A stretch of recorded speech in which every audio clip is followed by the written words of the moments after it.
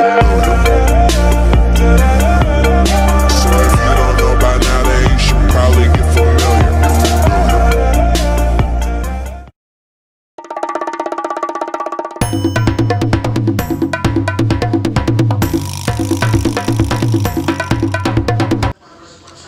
Bismillahirrahmanirrahim. Assalamualaikum warahmatullahi wabarakatuh. Jumpa lagi sahabat tani Nusantara, khususnya petani pinang. Kali ini kita akan coba review antara dua varietas pinang. Yang pertama pinang betara, ada di sebelah kanan kita.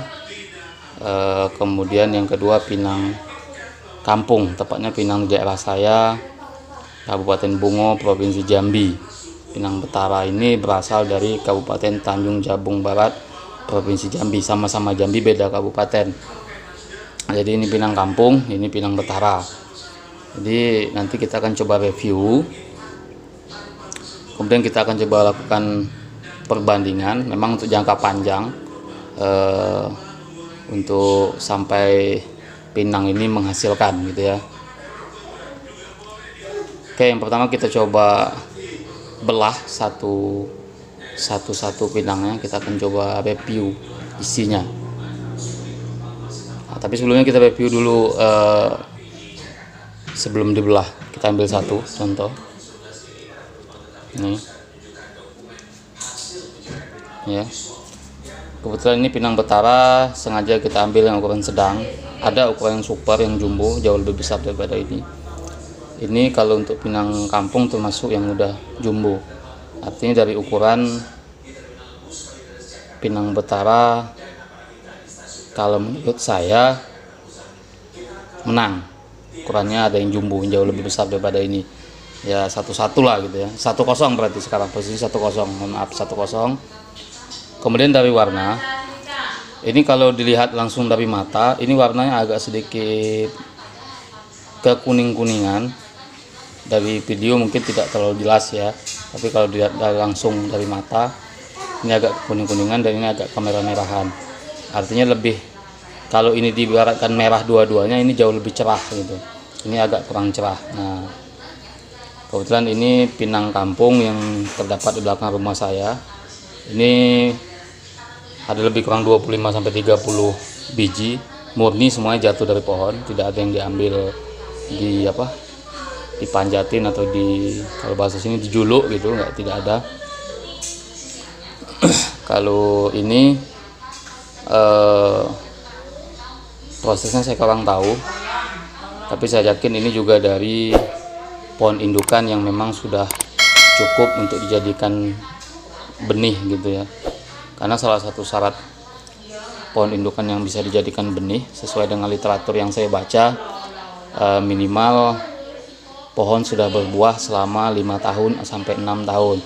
Artinya kalau pohon pinangnya mulai berbuah pada usia 3, 4 atau 5, ambil 4 tahun, maka paling tidak pada usia 10 tahun pohon tersebut sudah bisa dijadikan pohon indukan. Tentunya dengan kriteria yang lain. Salah satunya lagi yaitu pohon indukan ketika diukur diameter batangnya dari ketinggian 1 meter dari tanah sudah mencapai kalau tidak salah 45 cm diameter batangnya. Nah, kemudian juga dilihat dari jumlah buah yang ada di tandannya atau di mayangnya lebat gitu ya. Nah, jadi itu salah satu reviewnya, salah satu kriteria dari pohon indukan pinang yang sudah bisa dijadikan bibit. Dan kebetulan pinang kampung saya itu kalau dilihat dari tinggi batangnya itu udah ada lebih kurang 10 meter lah, 8-10 meter. Artinya juga sudah bisa dijadikan pohon indukan untuk bibit gitu. Oke, sekarang kita coba belah, nanti kita lihat isinya ya.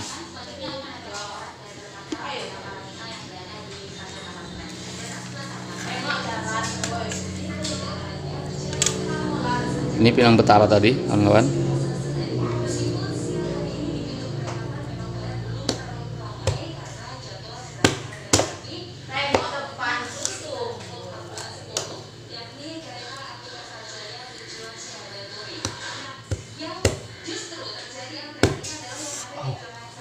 lebih keras teman-teman.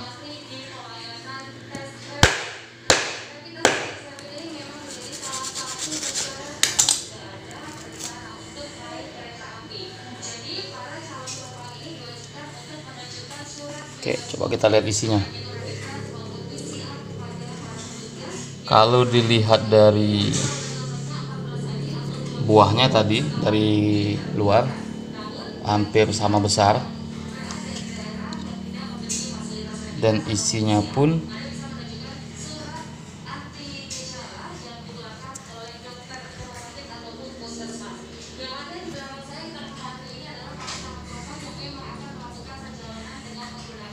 agak blur ya teman-teman ya.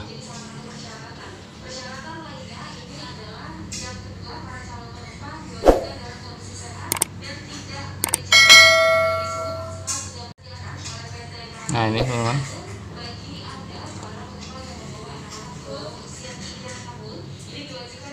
kalau dilihat isinya secara postur hampir sama besar. Nggak tahu kalau beratnya, kita nggak timbang. Kalau dilihat dari garis-garis yang berwarna oranye di dalamnya, oranye kecoklatan, hampir sama. Artinya bisa diyakini pinang ini sudah sama-sama matang. Artinya udah sama-sama bisa dijadikan bibit.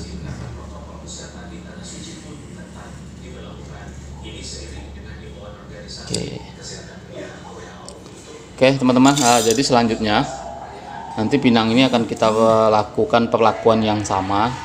Kita akan ambil nanti ya kira-kira 20 atau 25 biji masing-masing varietas ini akan kita semai menjadi kecambah. Sebelum kita semai nanti akan kita masukin dulu di dalam karung. Kita lakukan proses pembusukan dengan cara disiram tiap hari. Intinya pinangnya nanti dalam proses pembusukan harus tetap dalam keadaan lembab, bukan terendam dalam air ya, tapi lembab.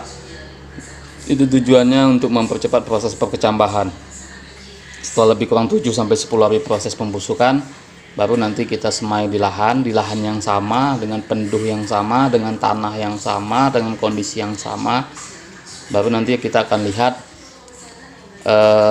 satu persentase kecambah tumbuh antara pinang lokal dengan pinang betara ini, yang lebih banyak jadi kecambah, persentase tumbuh kecambahnya yang mana, itu satu. Yang kedua akan kita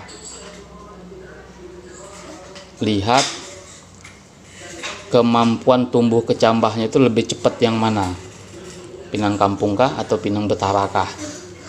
Oke, jadi ikuti terus video kita. Insya Allah 7 atau 10 hari lagi kita akan review lagi setelah pinang ini dilakukan proses pembusukan di dalam karung. Oke teman-teman ya.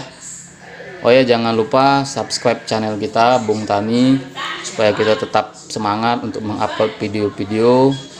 Dan sekali lagi mohon maaf, ini bukan untuk menjelek-jelekkan atau mencari kejelekan dari salah satu pinang. Kita hanya coba berbagi apa yang sudah kita pelajari. Nah, nanti pilihan ada di tangan para petani. Untuk sementara kita ada 2 varietas ini, varietas pinang kampung saya dan varietas pinang betara yang merupakan satu-satunya pinang unggul yang sudah dikeluarkan SK-nya oleh kementerian. Nah, walaupun ada pinang-pinang lain yang juga termasuk pinang unggul di daerahnya seperti pinang Pandan Wangi, itu ada di Sumbar. Mungkin juga ada pinang-pinang lain. Oke, terima kasih. Jangan lupa sekali lagi subscribe, like, komen. Kalau ada hal-hal yang salah dalam review kita tadi, silahkan ditulis di kolom komentar. Terima kasih. Assalamualaikum warahmatullahi wabarakatuh.